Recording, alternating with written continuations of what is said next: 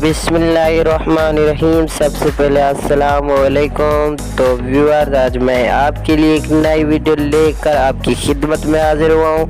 सहाफ़ियों की और असद उमर की आपस में बहस। तो वीडियो सुनने से पहले जो बहन भाई हमारे चैनल पर पहली बार आए वो हमारे चैनल को लाइक करें, कमेंट करें, सब्सक्राइब करें और नीचे दिए गए छोटे से बेल आइकन के बटन को दबा दे ताकि आने वाली हर वीडियो आप तक बआसानी पहुंच सके।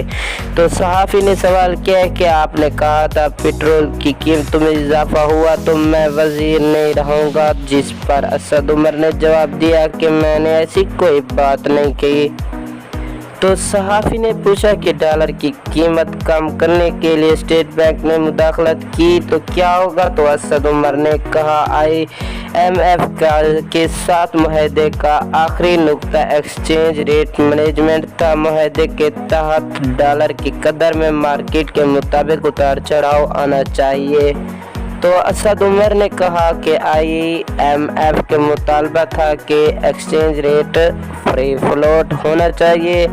तो वफाकी हुकूमत ने अपना तीसरा पार्लिमानी साल मुकम्मल और चौथा साल शुरू होने और आलमी यौम जमहूरियत के मौके पर अवाम पर पेट्रोल बम गिराते हुए पेट्रोलियम मसनूआत की कीमतों में होश उड़ा डाला तो और इजाफा कर दिया, जिसका ऐलान सुनते ही अवाम के होश उड़ गए और वो एक और नए जुल्म पर चीख उठे। हाई स्पीडम डीजल 5 रुपये 1 पैसा, पेट्रोल 5 रुपये, मिट्टी का तेल 5 रुपये 46 पैसे और लाइट डीजल 5 रुपये 92 पैसे फी लीटर महंगा कर दिया गया।